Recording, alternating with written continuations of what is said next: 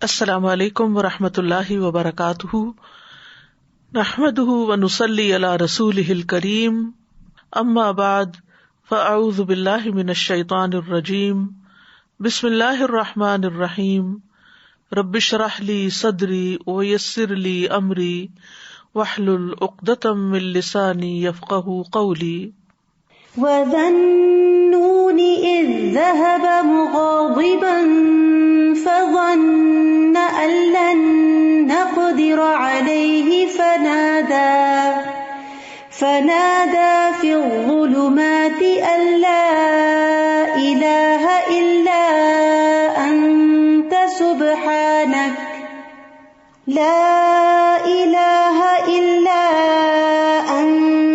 سُبْحَانَكَ إِنِّي كُنتُ مِنَ الظَّالِمِينَ۔ اور مچھلی والے کو جب وہ غصے سے بھرا ہوا چلا گیا، پس اس نے سمجھا کہ ہم اس پر گرفت نہ کریں گے، تو اس نے اندھیروں میں پکارا کہ تیرے سوا کوئی معبود نہیں، تو پاک ہے، یقیناً میں ظلم کرنے والوں میں سے ہو گیا ہوں۔ تو ہم نے اس کی دعا قبول کر لی اور اسے غم سے نجات دی، اور اسی طرح ہم ایمان والوں کو نجات دیتے ہیں۔ ایک مسافر جسے مشرق کی طرف سفر کرنا ہو، وہ ایک ٹرین میں سوار ہوتا ہے، مگر ٹرین چلنے کے بعد اس کو پتہ چلتا ہے کہ جس گاڑی میں وہ سوار ہے وہ تو مغرب کی طرف جا رہی ہے، تو سوچئے کہ اس کا حال کیا ہوگا۔ وہ اپنی اس غلطی پر، یعنی غلط گاڑی پر بیٹھنے پر تڑپ اٹھے گا، بے چین ہو جائے گا، اور جو ہی اگلے اسٹیشن پر گاڑی رکے گی وہ فوراً اتر جائے گا۔ مومن کا بھی یہی حال ہوتا ہے، جب اس سے کوئی ایسی غلطی ہو جاتی ہے جو اسے صراط مستقیم سے ہٹا دیتی ہے، وہ کسی دوسرے راستے پر چل دیتا ہے جو آخرت میں نقصان دینے والا ہے، تو وہ تڑپ اٹھتا ہے، نہایت شرمندہ ہو کر اپنے رب کے حضور گڑ گڑا کر اپنی غلطی کا اعتراف کر کے دوبارہ سیدھے رستے پر آ جاتا ہے۔ مومن وہی ہے جو غلطی کر کے پلٹ آئے، توبہ کر لے، اپنے رب کو راضی کر لے، حتیٰ کہ رب اس سے راضی ہو جائے۔ دعا کی قبولیت کے لیے لازمی شرط ہے کہ آدمی سنجیدگی اور توجہ سے دعا مانگے، پورے دل سے مانگے، اور اپنے قول و قرار پر غور کرے۔ اور جب انسان کے دل اور زبان میں موافقت پیدا ہو جاتی ہے تو دعائیں قبول ہونے لگتی ہیں، مشکلات حل ہو جاتی ہیں، رنج و غم سے نجات مل جاتی ہے۔ وَذَا النُّونِ إِذ ذَهَبَ مُغَاضِبًا فَظَنَّ أَن لَّن نَّقْدِرَ عَلَيْهِ فَنَادَىٰ فِي الظُّلُمَاتِ أَن لَّا إِلَٰهَ إِلَّا أَنتَ سُبْحَانَكَ إِنِّي كُنتُ مِنَ الظَّالِمِينَ فَاسْتَجَبْنَا لَهُ وَنَجَّيْنَاهُ مِنَ الْغَمِّ وَكَذَٰلِكَ نُنجِي الْمُؤْمِنِينَ۔ یہ آیت جو آپ کے سامنے پڑھی گئی ہے، لا الہ الا انت سبحانک، اس آیت کو آیت کریمہ بھی کہا جاتا ہے۔ یہ سورۃ الانبیاء کی آیت نمبر 87 ہے۔ اس میں یونس علیہ السلام کا واقعہ بیان کیا گیا ہے۔ یہ واقعہ اس جگہ کے علاوہ سورۃ صافات اور سورۃ قلم میں بھی بیان کیا گیا ہے۔ اللہ سبحانہ وتعالیٰ نے نینوا والوں، جو عراق کا علاقہ ہے، اس میں تقریباً 8ویں صدی قبل مسیح یونس علیہ السلام کو بھیجا۔ آپ نے انہیں اللہ کے دین کی دعوت دی، مگر انہوں نے اسے قبول کرنے سے انکار کرتے ہوئے اپنے کفر پر اصرار کیا۔ یونس علیہ السلام اپنے لوگوں سے ناراض ہو کر چلے گئے اور وعدہ کر گئے کہ 3 دن بعد اللہ کا عذاب آ جائے گا۔ جب ان لوگوں کو یہ بات ثابت ہو گئی اور وہ سمجھ گئے کہ نبی جھوٹ نہیں بولا کرتے، تو وہ اپنے بچوں، چوپایوں، مویشیوں کو لے کر صحرا کی طرف نکل گئے۔ انہوں نے ماں اور ان کے بچوں کو الگ الگ کر دیا، اور پھر اللہ عز و جل کے حضور آہوزاری کی۔ اونٹ اور ان کے بچے بلبلانے لگے، گائیں اور ان کے بچے ڈکرانے لگے، اور بھیڑ بکریاں اور ان کے بچے ممیانے لگے، تو اللہ نے ان سے عذاب کو دور کر دیا۔ یونس علیہ السلام کی قوم سے عذاب ٹل گیا، انہوں نے عذاب اپنی آنکھوں سے دیکھا، لیکن ایمان لانے پر، توبہ کرنے پر، اللہ کی طرف سچے دل سے پلٹنے پر اللہ سبحانہ تعالیٰ نے ان سے عذاب ٹال دیا۔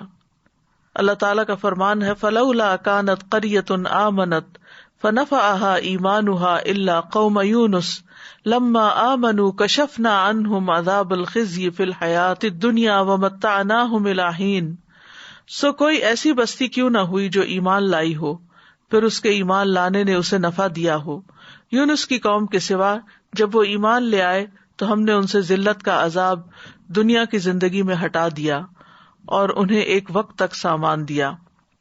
جب قوم نے توبہ کر لی تو ان کا عذاب ٹل گیا. دوسری طرف یونس علیہ السلام کچھ دور جا کر لوگوں کے ساتھ ساحل سمندر پر ایک کشتی میں سوار ہو گئے.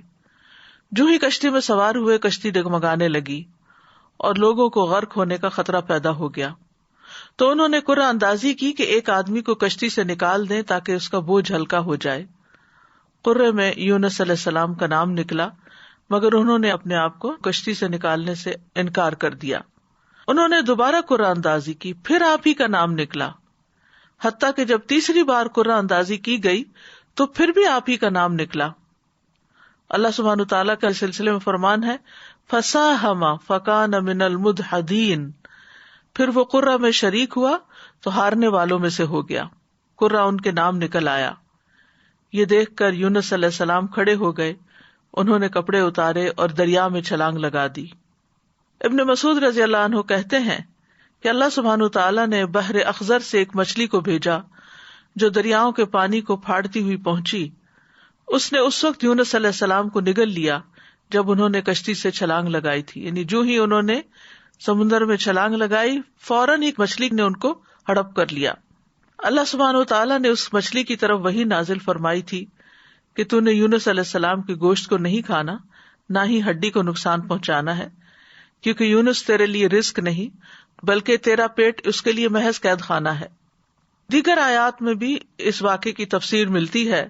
وَإِنَّ يُونُسَ لَمِنَ الْمُرْسَلِينَ إِذْ أَبَقَ إِلَى الْفُلْكِ الْمَشْحُونِ فَسَاهَمَ فَكَانَ مِنَ الْمُدْحَضِينَ فَالْتَقَمَهُ الْحُوتُ وَهُوَ مُلِيمٌ. اور بلا شبہ یونس یقیناً رسولوں میں سے تھا. جب وہ بھری ہوئی کشتی کی طرف بھاگ کر گیا پھر وہ قرعے میں شریک ہوا تو ہارنے والوں میں سے ہو گیا. پھر مچھلی نے اسے نگل لیا اس حال میں کہ وہ مستحق ملامت تھا. دوسری طرف ان کی قوم کی کثیر تعداد لوگوں نے ایمان قبول کر لیا.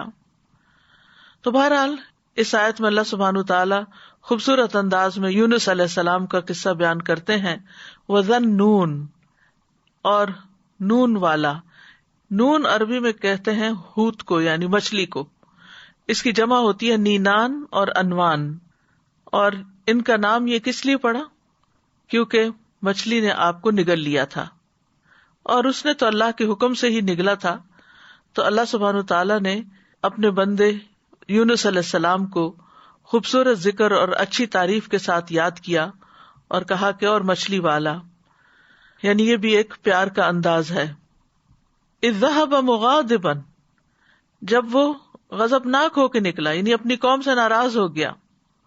فظن ان لن نقدر علیہ، تو سمجھا کہ ہم اس پر قدرت نہیں رکھتے، یعنی ہم کیا اس کو سزا دینے پر قادر نہیں، پکڑنے پر قادر نہیں. تو انہوں نے کیا کیا، جب مچھلی نے نگلا فنادا فی الظلمات، تو اندھیروں میں اپنے رب ہی کو پکارا، اپنے رب ہی کی طرف رجوع کیا. اور اندھیروں سے مراد رات کا اندھیرا، سمندر کا اندھیرا، مچھلی کے پیٹ کا اندھیرا تھا، یعنی اندھیرے پر اندھیرا تھا. اور کیا دعا مانگی؟ اللہ الہ الا انت سبحانک انی کنت من الظالمین، کہ تیرے سوا کوئی الہ نہیں، تو پاک ہے، بے شک میں ہی ظالموں میں سے ہوں. تو یونس علیہ السلام نے اللہ تعالیٰ کو ان کی کامل الوہیت کا اقرار کرتے ہوئے پکارا، اللہ کی ذات کو ہر نقص، ہر عیب، ہر آفت سے منزہ اور پاک قرار دیا اور اپنے ظلم اور جرم کا اعتراف کر لیا. انی کنت من الظالمین کہہ کر اپنے آپ کو ظالم قرار دیا. ظلم جو ہے ایک انسان اور اللہ تعالیٰ کے درمیان ہوتا ہے، دوسرا انسان کا اپنے اور لوگوں کے درمیان ہوتا ہے، تیسرا انسان کا اپنے اور اپنے نفس کے درمیان ظلم کرنا ہوتا ہے. تو بہرحال جب انہوں نے اپنی غلطی کا اعتراف کیا تو اللہ تعالیٰ فرماتے ہیں نیکسٹ آیت میں فاستجبنا لہ، تو ہم نے اس کی دعا قبول کر لی. سبحان اللہ، یعنی انہوں نے جو ہی خطا کا اعتراف کیا اللہ سبحانہ وتعالیٰ ان سے راضی ہو گئے. وَنَجَّيْنَاهُ مِنَ الْغَمِّ، اور ہم نے اس کو غم سے نجات دی. وَكَذَلِكَ نُنْجِي الْمُؤْمِنِينَ، اور ہم مومنوں کو اسی طرح نجات دیتے ہیں. تو یہاں دراصل مومنوں کو ایمان لانے، اس پر ثابت قدم رہنے اور اس دعا کو زیادہ سے زیادہ پڑھنے کی ترغیب دی جا رہی ہے، کیونکہ وہ جان چکے ہیں کہ یونس علیہ السلام کو اس کلمے کی وجہ سے نجات ملی تھی. اور یہ ہر اس مومن کے لیے خوشخبری ہے، وعدہ ہے، جو کسی بھی تکلیف اور غم میں مبتلا ہو جائے تو وہ ان الفاظ کے ساتھ اپنے رب کو پکارے تو رب ضرور اس کو اس تکلیف سے نجات دے گا، کیونکہ یہ رب کا وعدہ ہے. کذالک ننجی المؤمنین، ہم اسی طرح بچائیں گے، نجات دیں گے مومنوں کو. یعنی جو بھی یہ طریقہ اختیار کرے گا اللہ تعالیٰ اس کی تکلیف کو دور کر دے گا، اس کی تکلیف کم کر دے گا، جیسا کہ اللہ تعالیٰ نے یونس علیہ السلام کے ساتھ کیا. تو اس آیت میں اس بات کی دلیل ہے کہ تحلیل یعنی لا الہ الا اللہ کا پڑھنا اور تسبیح سبحانہ کا پڑھنا ہر غم کو دور کر دیتے ہیں، تکلیفوں اور پریشانیوں سے نجات دیتے ہیں.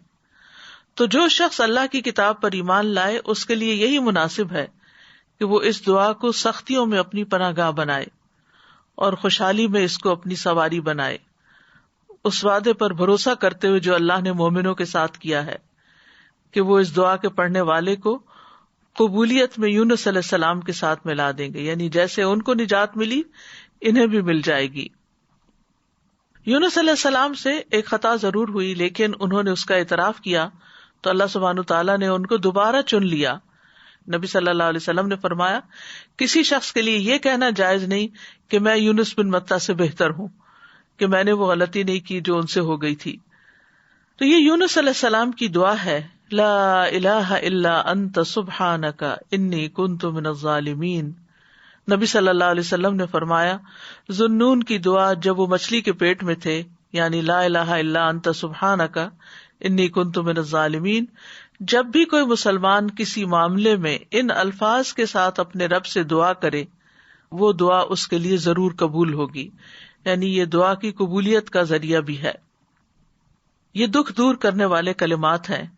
رسول اللہ صلی اللہ علیہ وسلم نے فرمایا کیا میں تمہیں ایسی چیز نہ بتاؤں کہ جب تم میں سے کسی آدمی کو دکھ اور پریشانی اور دنیا کی آزمائشوں میں سے کوئی آزمائش آئے تو وہ اس دعا کو پڑھے تو اس کی تکلیف دور ہو جائے گی. تو آپ سے کہا گیا کیوں نہیں؟ آپ نے فرمایا وہ مچھلی والے کی دعا ہے، لا الہ الا انت سبحانک انی کنت من الظالمین، تیرے سوا کوئی الہ نہیں، تو پاک ہے، بے شک میں ہی ظالموں میں سے ہوں. طبری کہتے ہیں کہ سلف صالحین ان الفاظ کے ساتھ دعا مانگتے تھے اور اس دعا کو دعائے کرب کہا کرتے تھے، یعنی تکلیف دور کرنے والی دعا کا نام دیتے. اور لا الہ الا اللہ جو ہے یہ افضل ترین ذکر ہے، اس کے ذریعے بھی بندے کو پریشانیوں اور غموں سے چھٹکارا ملتا ہے. یہاں پر ہم دیکھتے ہیں کہ یونس علیہ السلام کچھ مانگ نہیں رہے، صرف اللہ کی تعریف کر رہے ہیں اور اپنی خطا کا اعتراف کر رہے ہیں. تو یاد رکھیے اہل علم کہتے ہیں کہ دعا کی دو قسمیں ہوتی ہیں، ایک دعائے ثنا اور دوسری دعائے طلب. ایک ہے اللہ تعالیٰ کی تعریف پر مبنی دعا اور دوسری درخواست یعنی کچھ مانگنا اللہ سبحانہ وتعالیٰ سے یا طلب کرنا. تو دعائے ثنا کیا ہوتی ہے؟ جیسے یہ ہے لا الہ الا انت سبحانک انی کنت من الظالمین، اور جیسے لا الہ الا اللہ وحدہ لا شریک لہ لہ الملک و لہ الحمد وہو علی کل شیء قدیر، یہ عرفہ کے دن کی دعا ہے.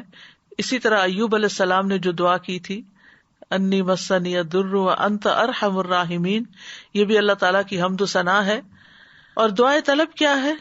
جس میں انسان اللہ کا ذکر اور تعریف کر کے اس سے کچھ مانگتا ہے، یعنی اسپیسیفک دعا کرتا ہے. تو اس دعا میں ایک طرف لا الہ الا انت سبحانک ہے اور دوسری طرف اپنی خطا کا ارتکاب ہے. یاد رکھیے کہ نبی صلی اللہ علیہ وسلم سے اس دعا کی کوئی محدود گنتی وارد نہیں ہوئی. یونس علیہ السلام کے بارے میں بھی نہیں پتہ چلتا کہ انہوں نے کتنی دفعہ اس کو پڑھا، لیکن انہوں نے ایک دفعہ بھی جب اس کو پڑھا ہوگا پوری تڑپ کے ساتھ، پوری شدت کے ساتھ، تو اللہ سبحانہ تعالیٰ نے ان کی دعا قبول کر لی. تو اس لیے لازم اپنے اوپر نہ کیجیے کہ 1.25 لاکھ دفعہ ہی ضرور اس کو پڑھنا ہے یا 100 دفعہ ہی ضرور پڑھنا ہے. جتنی دفعہ چاہیں آپ پڑھیں، چاہے 1,00,000 دفعہ پڑھیں، چاہے 100 دفعہ پڑھیں، لیکن پابندی اس کی ضروری نہیں کہ اتنا پڑھیں گے تو دعا قبول ہوگی. اصل چیز ہے وہ جذبہ، وہ اخلاص، وہ شوق، وہ تڑپ جس کے ساتھ انسان دعا مانگتا ہے.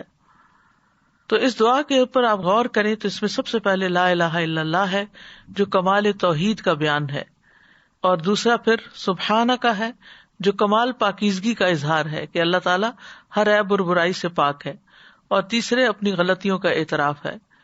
یعنی یہ 3 ایسی بہترین چیزیں اکٹھی ہو گئی ہیں کہ جس کی وجہ سے دعا قبول ہوتی ہے.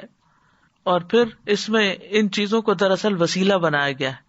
اللہ کی توحید کا اقرار کر کے اس کو لا الہ الا اللہ کو وسیلہ بنایا گیا، تسبیح پڑھ کر وسیلہ بنایا گیا، انی کنت من الظالمین اپنی عبودیت کا اقرار کیا گیا اور اپنی غلطی کا اعتراف کیا گیا. تو یہ سب دراصل دعا کی قبولیت کے لیے ایک وسیلہ بن گیا. ابن قیم کہتے ہیں جہاں تک مچھلی والے کی دعا کا تعلق ہے تو اس میں رب عز و جل کی کمال توحید، اس کی کمال پاکیزگی پائی جاتی ہے، اور اس میں بندے کا اپنے ظلم اور گناہ کا اقرار بھی ہے.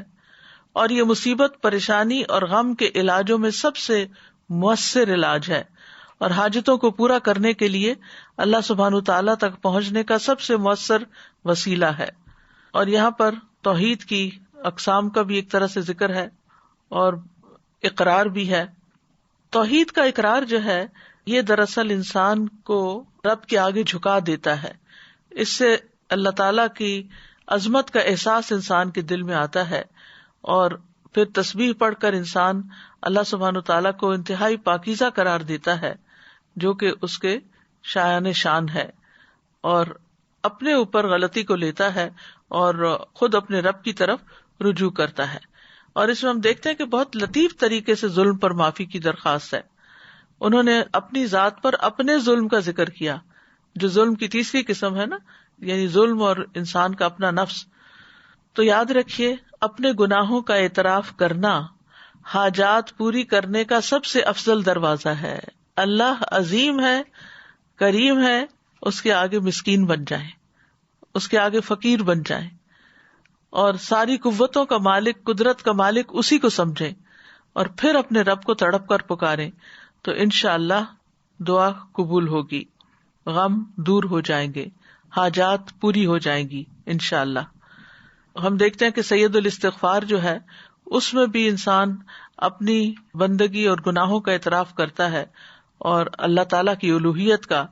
اللہم انت ربی لا الہ الا انت خلقتنی، اے اللہ آپ میرے رب ہیں، آپ کے علاوہ کوئی معبود نہیں، آپ نے مجھے پیدا کیا ہے، میں آپ کا بندہ ہوں.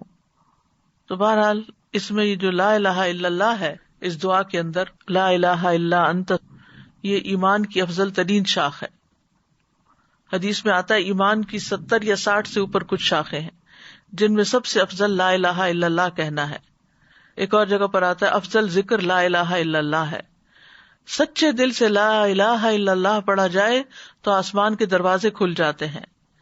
یہ اللہ کی رحمت پانے کا سبب بھی ہے. نبی کریم صلی اللہ علیہ وسلم کی شفاعت دلانے والا کلمہ ہے.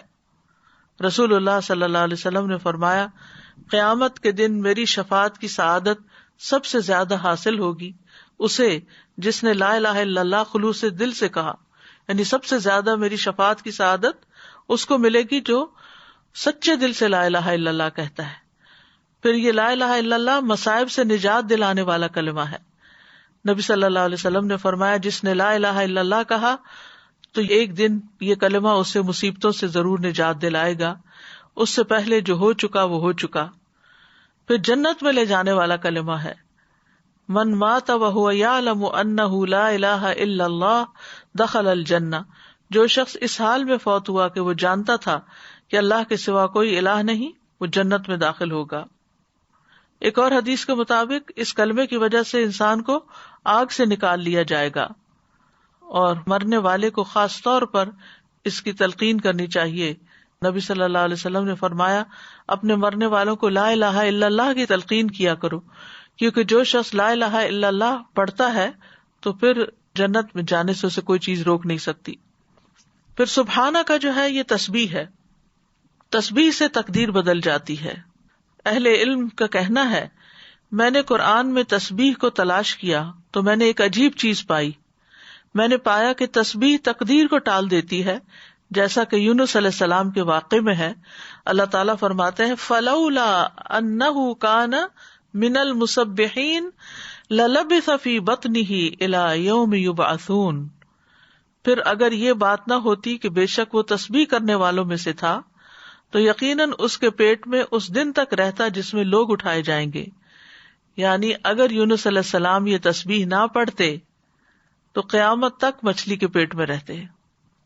تو اس سے پتہ چلتا ہے کہ تسبیح کا مقام بہت عظیم ہے اور اتنا مؤثر اور اس درجے تک پہنچا ہوا ہے کہ اللہ تعالیٰ نے اس کی وجہ سے تقدیر کو تبدیل کر دیا، جیسا کہ یونس علیہ السلام کے اس واقعے میں ہم دیکھ رہے ہیں۔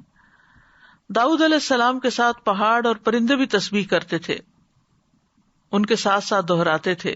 سورۃ الانبیاء میں آتا ہے وَسَخَّرْنَا مَعَ دَاوُودَ الْجِبَالَ يُسَبِّحْنَ وَالطَّيْرَ، ہم نے داؤد کے ساتھ پہاڑوں کو مسخر کر دیا جو تسبیح کرتے تھے۔ زمین آسمان کی تمام مخلوقات تسبیحات کرتی ہیں۔ سورۃ النور میں آتا ہے الم تر ان اللہ یسبح لہ من فی السماوات والارض، کیا آپ نے نہیں دیکھا کہ بے شک اللہ کی تسبیح کرتے ہیں جو آسمانوں اور زمین میں ہیں۔ زکریا علیہ السلام کے بارے میں آتا ہے کہ انہوں نے اپنی قوم کو بھی تسبیح کی تلقین کی، ان سبحوا بکرۃ وعشیا، یہ سورۃ مریم کی آیت نمبر 11 ہے۔ موسیٰ علیہ السلام کی دعا میں بھی ہم دیکھتے ہیں، وہ کہتے ہیں وَاجْعَل لِّي وَزِيرًا مِّنْ أَهْلِي هَارُونَ أَخِي اشْدُدْ بِهِ أَزْرِي وَأَشْرِكْهُ فِي أَمْرِي كَيْ نُسَبِّحَكَ كَثِيرًا وَنَذْكُرَكَ كَثِيرًا، اور میرے لیے میرے گھر والوں میں سے ایک بوجھ ہٹانے والا بنا دے، ہارون کو جو میرا بھائی ہے، اس کے ساتھ میری پشت مضبوط کر دے اور اسے میرے کام میں شریک کر دے تاکہ ہم تیری بہت زیادہ تسبیح کریں، یعنی مل کے تیری تسبیح کریں۔ اہل جنت بھی اللہ تعالیٰ کی تسبیح کریں گے۔ جنت والوں کا تذکرہ کرتے ہوئے اللہ تعالیٰ فرماتے ہیں دعواہم فیہا سبحانک اللہم وتحیتہم فیہا سلام، ان کی دعا ان میں یہ ہوگی پاک ہے تو اے اللہ، اور ان کی آپس کی بات ان باغات میں سلام ہوگی، یعنی جہاں سے جو گزرے گا دیکھے گا ایک دوسرے کو ملے گا تو سلام کرے گا۔ فرشتے بھی اپنے رب کی تسبیح کرتے ہیں، والملائکۃ یسبحون بحمد ربہم ویستغفرون لمن فی الارض، فرشتے اپنے رب کی حمد کے ساتھ تسبیح کرتے ہیں اور ان لوگوں کے لیے بخشش کی دعا کرتے ہیں جو زمین میں ہیں۔ تسبیح کے بہت سے فائدے بھی ہیں۔ اللہ کے ہاں قربت اور فضیلت پانے کا آسان راستہ ہے۔ رسول اللہ صلی اللہ علیہ وسلم نے فرمایا تم لوگ اللہ کی عظمت کا جو ذکر کرتے ہو، یعنی تسبیح، تحلیل اور تحمید کے الفاظ کہتے ہو، وہ عرش کے ارد گرد چکر لگاتے ہیں۔ ان کلمات کی ایسی بھنبھناہٹ ہوتی ہے جیسے شہد کی مکھیوں کی بھنبھناہٹ۔ وہ کلمات اپنے ذکر کرنے والے کی اللہ کے ہاں یاد دلاتے ہیں۔ کیا تم میں سے کوئی نہیں چاہتا کہ اس کے لیے کوئی ایسا ہو یا ہمیشہ اللہ کے ہاں اس کی یاد دلائی جاتی رہے؟ تو تسبیح سے یہ چیز ہوتی ہے۔ پھر دل کی گھٹن اور تنگی کا علاج بھی ہے۔ قرآن مجید میں آتا ہے وَلَقَدْ نَعْلَمُ أَنَّكَ يَضِيقُ صَدْرُكَ بِمَا يَقُولُونَ فَسَبِّحْ بِحَمْدِ رَبِّكَ وَكُن مِّنَ السَّاجِدِينَ وَاعْبُدْ رَبَّكَ حَتَّى يَأْتِيَكَ الْيَقِينُ، اور بلا شبہ یقیناً ہم جانتے ہیں کہ بے شک تیرا سینہ اس سے تنگ ہوتا ہے جو وہ کہتے ہیں، بس اپنے رب کی حمد کے ساتھ تسبیح کرو اور سجدہ کرنے والوں میں شامل ہو جاؤ اور اپنے رب کی عبادت کرو یہاں تک کہ تیرے پاس یقین آ جائے۔ پھر اسی طرح پریشانی، ڈر اور خوف دور کرنے کا ذریعہ ہے۔ رسول اللہ صلی اللہ علیہ وسلم نے فرمایا جو رات سے خوف کھائے کہ وہ اسے پریشان کرے گی، یا مال خرچ کرنے سے بخل کرے، یا دشمن سے مقابلہ کرنے سے ڈرے، تو اسے چاہیے کہ وہ اس قول کی کثرت کر دے سبحان اللہ و بحمدہ، کیونکہ یہ اللہ کے نزدیک سونے کا پہاڑ اللہ عز و جل کے راستے میں خرچ کرنے سے زیادہ محبوب ہے۔ اور کس کے پاس سونے کا پہاڑ ہے ہمارے ہاں، لیکن اگر ہم یہ تسبیح پڑھتے ہیں تو انشاءاللہ اتنا بڑا اجر و ثواب ملے گا۔ پھر اسی طرح تسبیح کو صدقہ بھی کہا گیا۔ نبی صلی اللہ علیہ وسلم نے فرمایا تم میں جو آدمی صبح کرتا ہے تو اس کے ہر جوڑ پر صدقہ لازم ہے، تو ہر مرتبہ سبحان اللہ کہنا صدقہ ہے، ہر مرتبہ الحمدللہ کہنا صدقہ ہے، اور ہر مرتبہ لا الہ الا اللہ کہنا صدقہ ہے، ہر مرتبہ اللہ اکبر کہنا صدقہ ہے، نیکی کا حکم دینا صدقہ ہے، اور برائی سے روکنا بھی صدقہ ہے۔ تو اس طرح انسان کے 360 جوڑوں کے صدقات ان تسبیحات سے بھی ادا ہو جاتے ہیں۔ پھر اسی طرح سبحان اللہ کے ذریعے نیکیاں ملتی ہیں، گناہ مٹ جاتے ہیں۔ سعد رضی اللہ عنہ کہتے ہیں ہم رسول اللہ صلی اللہ علیہ وسلم کے پاس تھے تو آپ نے فرمایا کیا تم میں سے کوئی ہر دن 1000 نیکیاں کمانے سے عاجز ہے؟ آپ کے پاس بیٹھے لوگوں میں سے کسی نے پوچھا ہم میں کوئی آدمی 1000 نیکیاں کیسے کما سکتا ہے؟ آپ نے فرمایا جو آدمی 100 مرتبہ سبحان اللہ پڑھتا ہے اس کے لیے 1000 نیکیاں لکھی جاتی ہیں یا اس کی 1000 خطائیں مٹا دی جاتی ہیں۔ پھر اسی طرح رسول اللہ صلی اللہ علیہ وسلم نے فرمایا جو شخص سبحان اللہ و بحمدہ ایک دن میں 100 بار کہے تو اس کے گناہ معاف کر دیے جاتے ہیں، اگرچہ وہ سمندر کی جھاگ کے برابر ہی کیوں نہ ہو۔ یہ صحیح مسلم کی روایت ہے۔ ایک بار تسبیح پڑھنے سے زمین و آسمان بھر جاتے ہیں۔ آپ صلی اللہ علیہ وسلم نے یہ بھی فرمایا کہ جس نے سورج طلوع ہونے اور اس کے غروب ہونے سے قبل 100 بار سبحان اللہ کہا تو یہ 100 اونٹوں سے بہتر ہے۔ سورج طلوع ہونے اور اس کے غروب ہونے سے قبل 100 بار سبحان اللہ پڑھنا۔ پھر بات ہوتی ہے انی کنت من الظالمین پر، کہ بے شک میں ظالموں میں سے ہوں، یعنی اپنے گناہوں کا اعتراف۔ تو یاد رکھیے جو شخص توبہ کرتا ہے اللہ تعالیٰ اس سے محبت کرتا ہے، جو اپنے گناہوں کا اعتراف کرتا ہے اللہ تعالیٰ اس سے خوش ہوتا ہے۔ قرآن مجید میں آتا ہے ان اللہ یحب التوابین ویحب المتطہرین، بے شک اللہ توبہ کرنے والوں اور پاک رہنے والوں سے محبت کرتا ہے۔ ایک اور جگہ پر آتا ہے رسول اللہ صلی اللہ علیہ وسلم نے فرمایا اللہ تم میں سے کسی کی توبہ پر اس سے زیادہ خوش نہیں ہوتا جتنا تم میں سے کوئی اپنی گمشدہ سواری کو پا لینے کے وقت خوش ہوتا ہے۔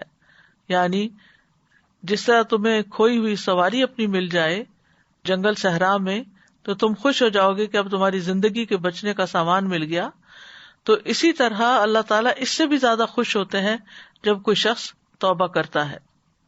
پھر توبہ کرنے سے انسان کے گناہ معاف ہو جاتے ہیں۔ نبی صلی اللہ علیہ وسلم نے فرمایا اگر تم اتنے گناہ کرو کہ تمہارے گناہ آسمان تک پہنچ جائیں پھر تم توبہ کرو تو اللہ تعالیٰ تمہیں معاف کر دے گا۔ پھر گناہوں سے توبہ کرنے والا ایسا ہے جیسے اس نے گناہ کیا ہی نہ ہو۔ استغفار اور توبہ گناہوں کا علاج ہے۔ تو اس دعا سے کیا فائدے ہمیں حاصل ہوئے؟ اس دعا میں جامع آداب بھی ہیں اور پاکیزہ کلمات بھی ہیں اور ان کے بہت زیادہ فائدے بھی ہیں۔ کبھی کسی سے براہ راست کچھ مانگنے کی بجائے اشارتاً بات کی جائے تو اس کا بھی جواز ملتا ہے، جیسے اس دعا کے اندر اشارتاً بات کی گئی ہے، ڈائریکٹ دعا نہیں کی گئی۔ پھر یہ کہ کچھ اللہ سبحانہ وتعالیٰ سے مانگتے ہوئے دعا کے آداب اور قبولیت کے اسباب کو بھی ملحوظ رکھنا چاہیے، اور وہ اس دعا میں جمع ہو گئے ہیں۔ یعنی بندہ اپنی دعاؤں میں اپنی پریشانی، اپنے غموں اور مصیبتوں کے وقت اس دعا کو کثرت سے اختیار کر لے۔ دعا میں اللہ کی توحید کا ذکر کیا جائے۔ تسبیح تکلیفوں اور پریشانیوں سے نجات کا سبب ہے۔ توحید، ایمان اور گناہوں کا اعتراف دنیا اور آخرت کی ہلاکتوں سے بچانے والا ہے۔ گناہ نعمتوں کے زوال اور عذاب کے حصول کا سبب ہے، یعنی نعمتوں کے زائل ہونے اور عذابوں کے حاصل ہونے کا، مصیبتوں کے آنے کا سب سے بڑا جو سبب ہے وہ انسان کے اپنے ہی گناہ ہیں۔ اللہ سبحانہ و تعالیٰ سے حسن ظن رکھنا چاہیے، باوجود اس کے کہ وہ نبی تھے، ان کا بڑا مقام تھا، لیکن انہیں جن حالات سے واسطہ پیش آیا تو انہوں نے اپنے آپ کو قصوروار قرار دیا، اللہ تعالیٰ کو بلیم نہیں کیا یا کسی اور کو نہیں کیا۔ پھر یہ ہے کہ انسان یہ یاد رکھے کہ اس کے اوپر جو مصیبت آتی ہے وہ انسان کی اپنی کوتاہی کی وجہ سے آتی ہے۔ اللہ سبحانہ وتعالیٰ تو ہر نقص اور عیب سے پاک ہے۔ پھر اسی طرح اس دعا سے یہ بھی پتہ چلتا ہے کہ مخلوقات خواہ کوئی بھی مقام اور مرتبہ حاصل کر لیں وہ اللہ ہی کی محتاج ہیں۔ مخلوقات میں سب سے زیادہ بڑے درجے اور رتبے والے انبیاء ہوتے ہیں، لیکن وہ بھی اللہ کے بندے ہوتے ہیں۔ تو اس لیے کسی بھی مشکل پریشانی کے وقت انسانوں کی طرف نہیں بھاگیں بلکہ اللہ کی طرف دوڑیں۔ یہ دعا جو ہے خاص طور پر رنج و غم دور کرنے کی دعا ہے. پہلی بات تو یہ یاد رکھنی چاہیے کہ انسان کمزور پیدا کیا گیا. وَخُلِقَ الْإِنسَانُ ضَعِيفًا، اس کو تکبر زیب ہی نہیں دیتا کہ وہ جھوٹ موٹ بڑا بن کے رہے.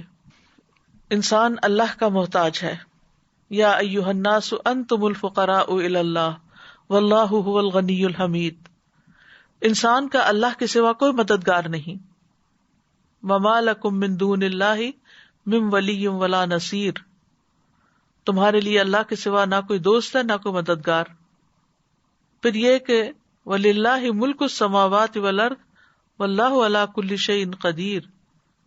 سورۃ آل عمران میں اللہ تعالیٰ فرماتے ہیں کہ اللہ آسمان و زمین کا مالک ہے، یعنی آسمان اور زمین یہ اللہ ہی کی ملکیت ہے اور اللہ ہر چیز پر پوری قدرت رکھتا ہے. پھر اسی طرح بھلائی پہنچانے اور تکلیف ہٹانے پر اللہ قادر ہے، یہ بھی ہمارا یقین ہونا چاہیے. وَإِن يَمْسَسْكَ اللَّهُ بِضُرٍّ فَلَا كَاشِفَ لَهُ إِلَّا هُوَ وَإِن يَمْسَسْكَ بِخَيْرٍ فَهُوَ عَلَى كُلِّ شَيْءٍ قَدِيرٌ. اگر اللہ تجھے کوئی تکلیف پہنچائے تو اس کے سوا کوئی اسے دور کرنے والا نہیں، اور اگر وہ تجھے کوئی بھلائی پہنچائے تو وہ ہر چیز پر پوری طرح قادر ہے. پھر یہ کہ شفا اللہ ہی دیتا ہے. وَإِذَا مَرِضْتُ فَهُوَ يَشْفِينِ. اللہ ہی کو پکارنا برحق ہے. اللہ سے ہمیں اپنے غم اور دکھ کا اظہار کرنا چاہیے.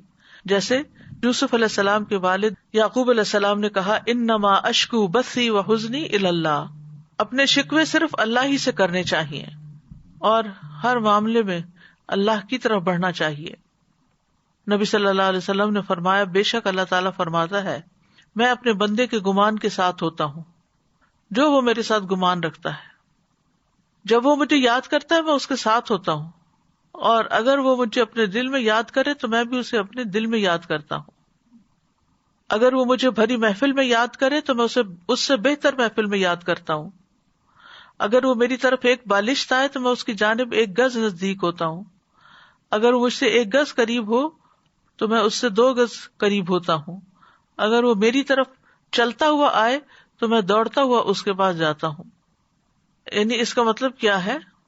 اس کا مطلب یہ ہے کہ انسان کسی بھی تکلیف مشکل مصیبت کے وقت اللہ سبحانہ تعالیٰ کی طرف ہی پلٹے، اس سے رجوع کرے، اس سے گڑ گڑا کر دعا کرے، اور پھر جن چیزوں کا اللہ نے حکم دیا ان کو بجا بھی لائے. ہمیشہ اللہ سے اچھا گمان رکھنا چاہیے، ہر حال میں اللہ سے راضی رہنا چاہیے، اللہ ہی پر بھروسہ رکھنا چاہیے. دوسرا یہ کہ دنیا کی فکر چھوڑ کر آخرت کی فکر کرنی چاہیے.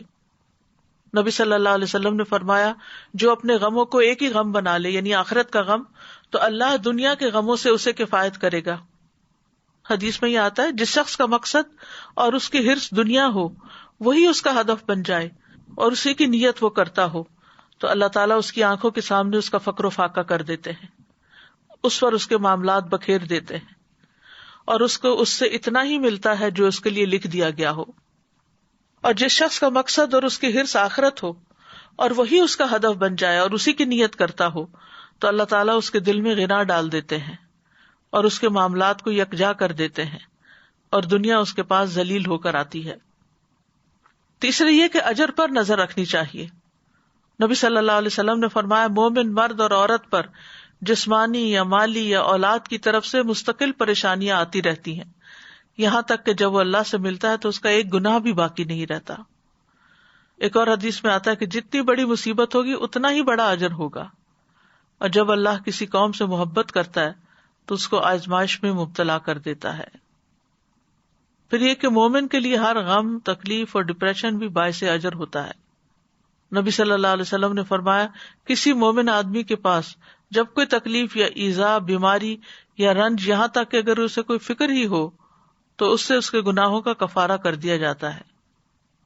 پھر اسی طرح آپ نے فرمایا کہ مسلمان کو جو بھی تکلیف پہنچتی ہے تو وہ اس کے گناہوں کا کفارہ ہو جاتی ہے، یہاں تک کہ چوٹ بھی اسے لگتی ہے یا اسے کوئی کانٹا بھی چبھتا ہے تو وہ بھی اس کے گناہوں کا کفارہ ہو جاتا ہے. چوتھی بات ہے مثبت مشغولیت اپنائی جائے، اچھے کام میں مصروف ہوں.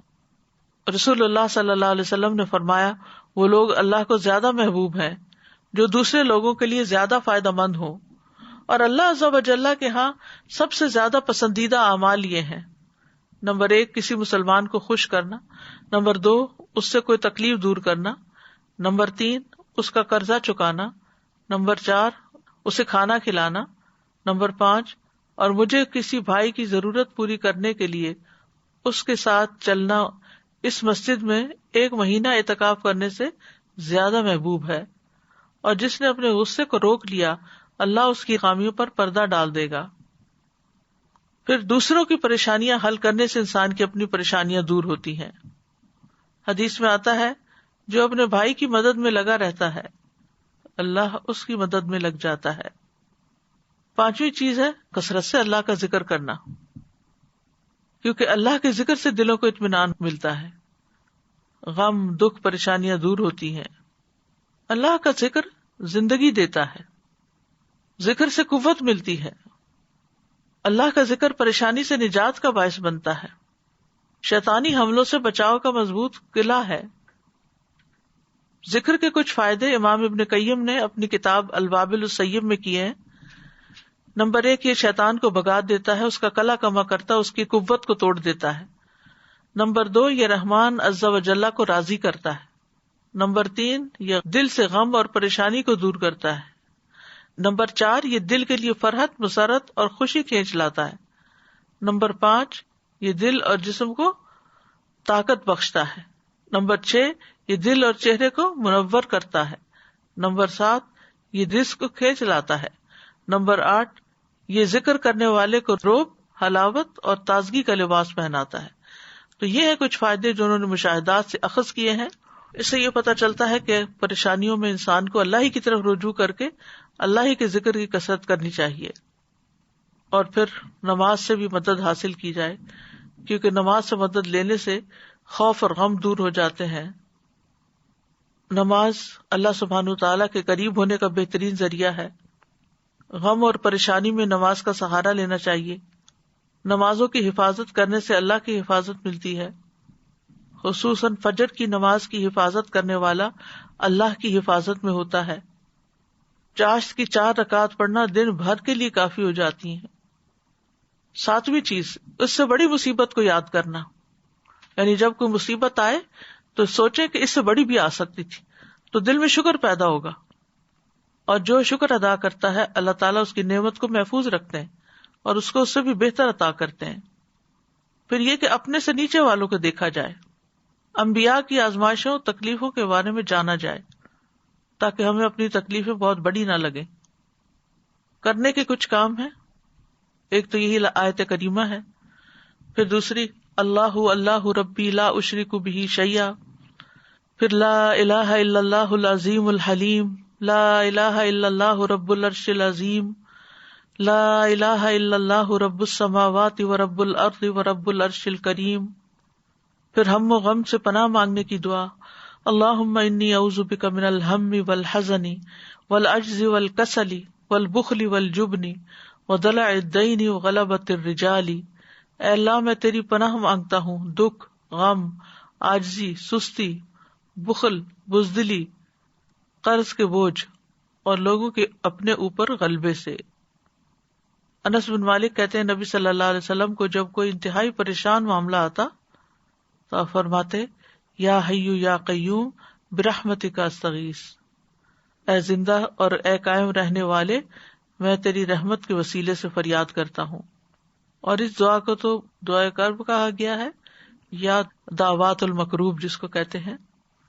اللہم رحمتک ارجو فلا تکلنی الی نفسی طرفۃ عین واصلح لی شانی کلہ لا الہ الا انت۔ پھر گھبراہٹ کے وقت کی دعا ہے اعوذ بکلمات اللہ التامۃ من غضبہ وشر عبادہ ومن ہمزات الشیاطین وان یحضرون۔ اور کرنے کے کام یہ ہے یونس علیہ السلام کی یہ دعا کثرت سے پڑھیں، یعنی کوئی دن زندگی کا ایسا نہ جائے کہ جس میں یہ دعا نہ پڑھی جائے۔ دوسرا یہ کہ مشکلات میں اللہ کی طرف رجوع کرے اور سچے دل سے رجوع کرے اور اللہ ہی سے دعائیں مانگے۔ پھر یہ کہ اپنی غلطیوں گناہوں کا اعتراف کرتے ہوئے اخلاص کے ساتھ توبہ کرے، یعنی سچائی سے دعا کرے، اخلاص سے کام لیتے ہوئے، اور اللہ سے اچھی امیدیں رکھیں۔ اللہ سبحانہ تعالی ہم سب کے غم، دکھ، پریشانیاں اور مشکلات دور فرما دے. وآخر دعوانا ان الحمد للہ رب العالمین. سبحانک اللہم وبحمدک اشہد ان لا الہ الا انت استغفرک واتوب الیک. السلام علیکم ورحمۃ اللہ وبرکاتہ.